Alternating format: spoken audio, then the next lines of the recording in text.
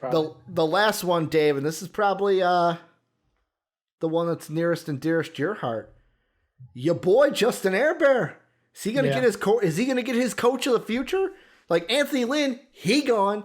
Chargers. Is that basically the main goal here of like whatever quarterback works with Justin Herbert, that's the one we got to go grab. Whatever coach works with Herbert. Coaches, yes. That's what I meant.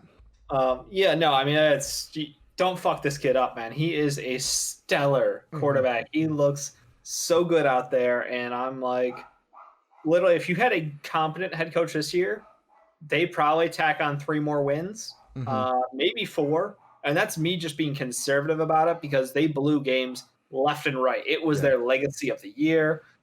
Justin Herbert is fantastic and the best rookie player in the NFL this year. I can't wait to see what he does going forward. I think he's probably going to be a top 15 quarterback, maybe top 10 quarterback next year. Like, he's that good. And they have some talent around him. So it's really just like they're going to look for their enemy, their whatever Bills guy name is. It's just go find an offensive coordinator who will not throw your quarterback under several buses a year, and you're going to win a lot of games, and you're going to have a great young quarterback for the next decade plus. Like, he's so good. He's already a top 15 quarterback, Jake. Okay, well then he'll be a top 10 quarterback. He's already a top. He's already that top 15. He has such incredible upside. I think people forget about him because he plays on a shit team. And the Chargers are, they're not a fan favorite right now. Let's put it that way. Yet again, they have all the. He needs to bring back the locks, though. That's the real thing. It's all the hair's got to come back. No bowl cut, Dave. No, it looks so like bad. You got it. The Army surplus barber. That was pretty bad. To me, there's one coach, Dave, and I know you're going to interview a lot. To me, there's one coach that I have a feeling will get the most out of Justin Herbert. I'm looking at Buffalo. I'm looking at Brian Daboll, and I'm going, I see what you're doing with Josh Allen, because the thing is, and I will put this stamp on it, I said it with the Jets thing, if Brian Daboll's going to be a good head coach, we got to know what he's going to do as a head coach. Just because you can call plays and have a successful offense doesn't mean you can do everything that a head coach entails. Right. But offensively, Dave, I look at what Buffalo right now is doing with Josh Allen. Airing the ball out. He's got a main guy in Stephon Diggs that he can air the ball out to. True. And I look at what the Chargers have. It's not like they don't have anyone for Justin Herbert to throw to. They have Keenan Allen out there. They have Austin Eckler in the backfield. Arguably a better running back than Singletary, who's in Buffalo.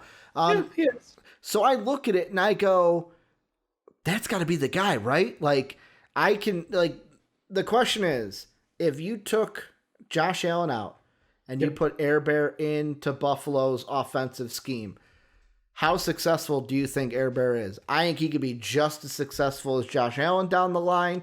This is the guy I go grab. This is the guy I get it. It's not going to be a year one thing, but like you look at Josh Allen. This is his 3rd year in the league. He was drafted in 2018. This is his 3rd year, and he's already the number 2 team in the AFC. Has a good shot to go to the Super Bowl. Will have to dethrone the defending champs in order to do that, most likely. And the defending MVP. And the defending MVP and Patty Mahomes. But like, Lamar Jackson. Oh, that too, Lamar Jackson. Because, with Lamar, it'll depend if the good old Browns win. Because of this year, they're going a little bit of hockey rules, Dave, where they reseed after. I'm going to get to that in the predictions thing. I think it's fucking stupid, and I have a little rant about that. But, that's the guy I go with. Like, this job is, like, Jaguars, we talked about building a culture. The Jets, we talked about just getting a guy that's actually going to be a head coach. The Chargers is who's going to get the most out of Justin Herbert. That's all you got to worry about. Have your quarterback. All you got to worry about. Don't fuck up this kid's career. And like I'm looking at an article here from the Game Haas, where it's like Eric Bieniemy's number 1. He's going to be on every list. Brian Daboll, like I said, I like. I feel like Urban Meyer is going to be thrown on every fucking list. Current college coach who is looking to make the step, or people are looking for him to maybe lure him away, Because that's what I'm wondering is you always see those hotshot offenses that the NFL's waiting to copy. And if you got a great quarterback, you'll wonder what you can kind of flex out there with sometimes. So I mean, I'm wondering if there's anybody in the college ranks who could step up and jump on it. Everyone's going to look at Lincoln Riley, especially with this year being the down year to Lincoln. There's also the guy at Iowa State. I think his last name is Campbell. I'm going to pull that up really quick. Football coach. He's always somebody that Matt Campbell, yeah. Oh, Matt Campbell. I actually recognize that name. Yeah, Matt Campbell is someone that he's always thrown out when it's like, for example, Illinois needed a new head coach, that kind of job. Even though he's at a Power 5, I find that weird. Like people don't respect Iowa State, which to be honest, is he a guy who might maybe if he doesn't get brought in to be a head coach in the NFL, maybe like he could be an assistant or an OC for one of these new coaches. Yeah, I know Urban's got a bunch of connections down there to the college ranks. Do you see him yoinking somebody up to be his new I totally right-hand man? I totally do. If Urban Meyer gets hired by any team, I will say this. Ryan Day, I'm a little nervous. If I'm Ryan Day, let's say, I don't think there's anyone at Florida anymore that's linked to that Urban, because I feel like all the Urban Meyer guys just moved with him over to Ohio State. But yeah, if I'm Ohio State, I'm a little nervous because it's like, okay, who's Urban going to pick from his time when he was here? I mean, that's what they're going to do, right? Because you're going to pick guys that you have faith in, that you're like, if I delegate something to you, you're going to go ahead and get the job done. True. But yeah, with the Chargers, this is the easiest one. That's why I left it to last. Air Bear, he's the one. Dave, the last question I wanted to ask you, kind of the throwaway at the very end. Sure. You're going to answer it. I'm going to answer it. We're putting each other in the spot. We are a coach that is going to get hired by a football team.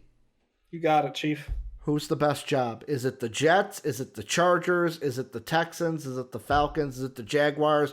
Which one of these 5 jobs in your mind would be the most coveted where you're saying, I want that one?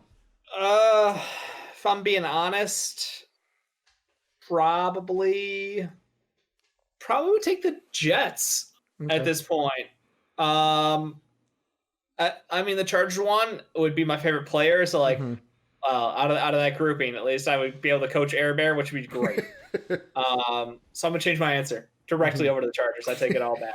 I feel like there were 3 that you were going to pick, and it was either Jacksonville, Jets, or Chargers. Well, here's the thing. It's do you want to pick the team that has the players you want to coach, or do you look at the level of competition and say, I could be pretty successful going up against these guys pretty early on in my career? You got to look at the conference play. You got to see who you're going up against, and that's not exactly easy over there for the Chargers. They are facing tough opponents week in, week out. I looked at the Jets, and I was like, well, there's a team. I could rattle off some wins with that piece of shit team. You can get maybe a wild card, get a 6th, 5th, or 7th spot. How about you? I'm on the other side. All 3 of those teams are enticing to me. Really, it comes down to, if I had to rank those 3, the Jets are in 3rd, the Chargers are in 2nd, the Jags are in 1st. Only because I like Trevor Lawrence more than Air Bear. That's a shame. But the job I really like, and maybe call me crazy for this, that Texan job. And the reason why I say that is I have Deshaun Watson.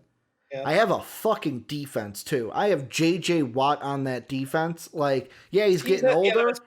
He's getting older, but, I feel like that's a Texan team that should be able to compete. Yes, I'm going to be coming in and not having a first-round pick. That is definitely going to suck. I love what you say. That's you're not getting a first-round pick. No, you're not. The Texans, you're not getting picks. So, you got a tough job. And their defense, you say they're good. They have talented players. They give a fuck ton of points. Yeah, this team is awful. I look at it, though, and I go... That place looks like it needs an act of God. Yeah, I look at it, though, and it's out of the Falcons and the Texans, the Falcons is the only job I'm not touching with a 10-foot pole. I don't even know if that one doesn't seem like that challenging to me. I mean... Is that my problem? I'm always a rebuild kind of guy. I like the rebuild. I like to tear down, go from scratch, work my way up. I think that Falcons team and competing again. Also, thank you, Chainsaw, for giving us the Prime sub, Shit, 2 months Prime during the show.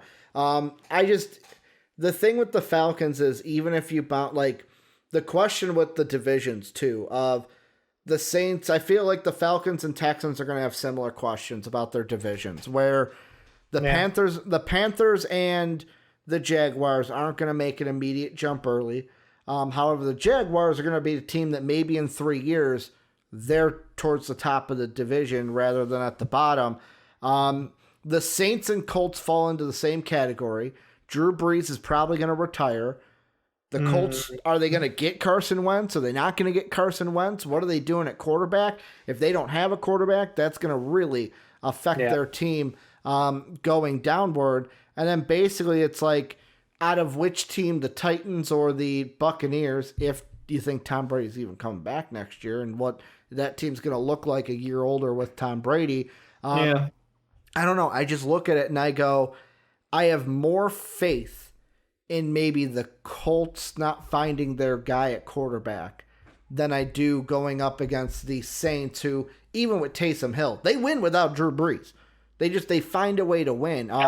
Just, murder someone basically on the field. Yeah. Maybe also both of these teams, Texans and Falcons, maybe both of these jobs should be unfavorable. Maybe, like you said, it's act of gods in both ways to make sure that they have. Maybe it is go with the young guns. The Falcons are tweaks away from being a good team. I mean, it's the defense. It's the defense, and then you make the Matt Ryan decision. Do you think he's tradable? And he's under contract for a couple of years. So no, that's what I'm saying. Like for example, Jake is on the side of like Matt Ryan is movable. If you think he's movable, maybe you like that job better and you can go ahead and draft your quarterback. But yet again, you're going to have to build up that defense again. And again, I'm not meaning to start a fight here, but who's a better quarterback who's available to them today than Matt Ryan? I mean, the only way you're getting rid of Matt Ryan if you draft a quarterback at 4. That's great, it. But that quarterback at 4 won't be better than Matt Ryan this year or next year, potentially.